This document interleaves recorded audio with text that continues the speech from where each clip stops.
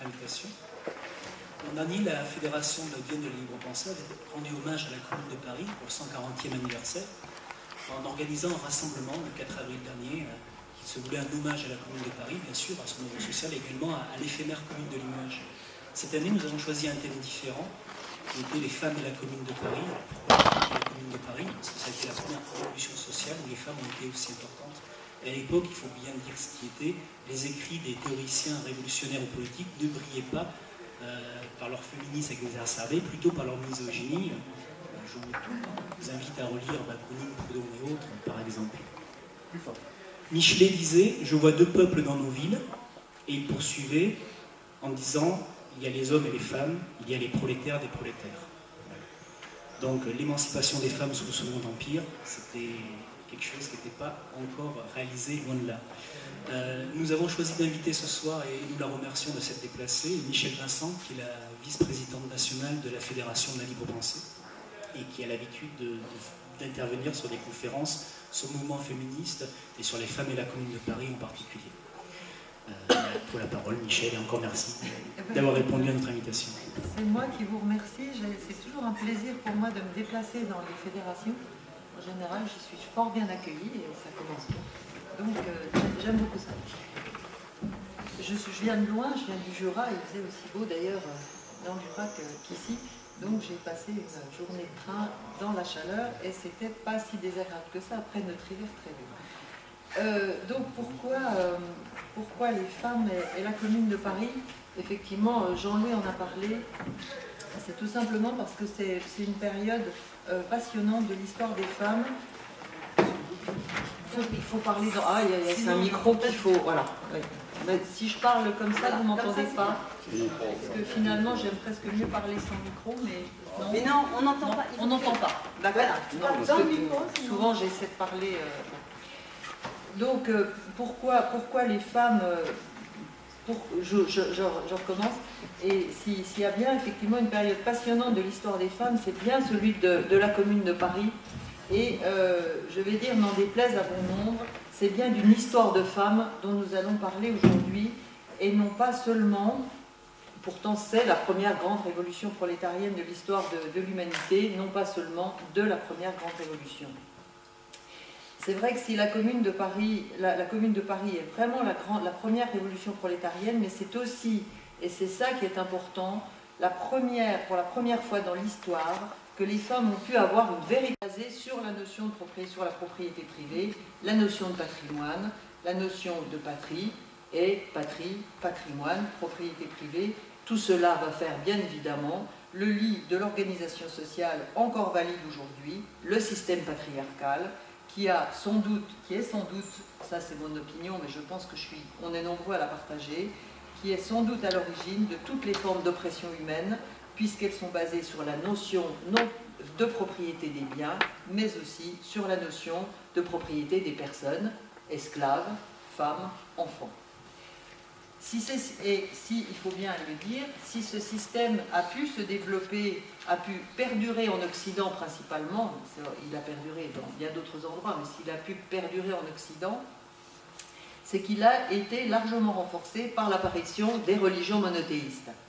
Et dans la religion chrétienne, je vous rappelle pour les libres penseurs qui sont ici, et je pense que ce n'est pas une phrase que les libres penseurs ne connaissent pas, il faut rappeler que le christianisme qui ne condamne pas l'esclavage va considérer les femmes comme des inférieures, et c'est saint Paul qui va le dire quand il dit « Je veux que vous sachiez que Dieu est le maître de l'homme, l'homme est le maître de la femme ». Je ne vous donne pas la phrase complète, elle est connue de bon nombre d'entre nous.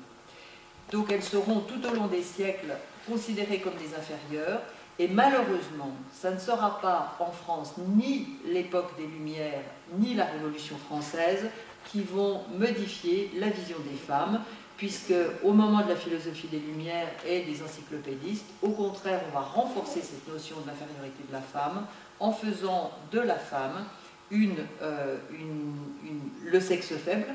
À l'époque, on parlait du sexe, du beau sexe, mais à l'époque, au moment de la philosophie, au moment des encyclopédistes, pardon, on aborde le problème, on aborde les femmes comme étant le sexe faible, tourné vers l'intérieur, des hystériques, qui sont, et je je ne suis pas caricaturale là, c'est réellement, quand vous lisez les encyclopédistes, l'hystérie n'étant pas une critique négative, c'est pas la critique telle qu'on l'aperçoit aujourd'hui. Elles sont considérées comme n'ayant aucune capacité créatrice et considérées comme des êtres non doués de raison, jusqu'à cette période-là. Donc c'est dans ce contexte que l'on va rentrer d'abord dans la Révolution française et ensuite dans le XIXe siècle. Et alors si j'ai dit juste avant que la Révolution française n'avait pas résolu le problème des femmes, bien évidemment, ça n'est pas tout à fait juste, puisque si l'on a fait à la Révolution française des femmes, si on les a laissées citoyennes passives, on n'en a pas fait des citoyennes actives, et on connaît par exemple Olympe de Gouges, qui a été guillotinée pour avoir osé écrire la Déclaration des droits de la femme. On va, en tant que citoyenne passive et non pas active, leur interdire le droit aux réunions, aux clubs, etc. Elles vont malgré tout gagner quelque chose, c'est des droits, principalement le droit au divorce, et surtout, c'est à ce moment-là qu'elles vont prendre conscience de leur existence.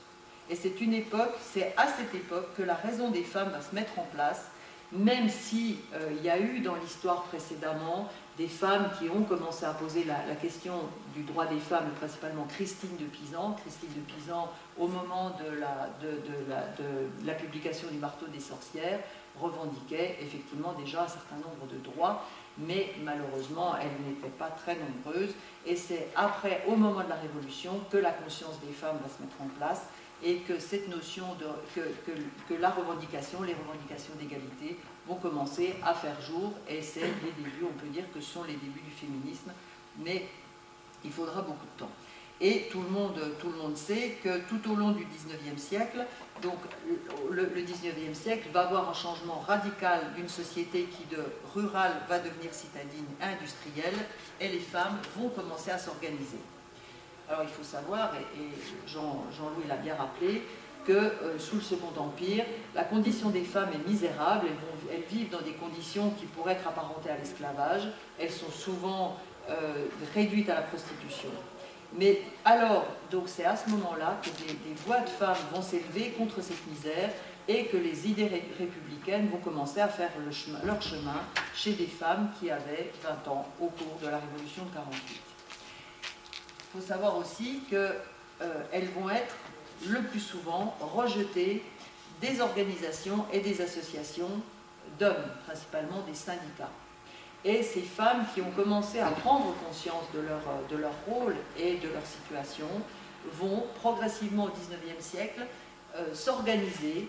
Alors, il y aura deux types d'organisations chez les femmes à ce moment-là. Il y aura l'organisation des femmes de la bourgeoisie. Alors, on ne va pas beaucoup insister sur l'organisation des femmes de la bourgeoisie, quoique ça mérite quand même de s'y arrêter 2 minutes, puisque les femmes de la bourgeoisie vont, pour la première fois, avoir accès à l'argent. C'est-à-dire qu'elles vont s'organiser dans des associations où elles vont pouvoir gérer des sommes d'argent, ce qu'elles n'avaient pas le droit de faire jusque-là.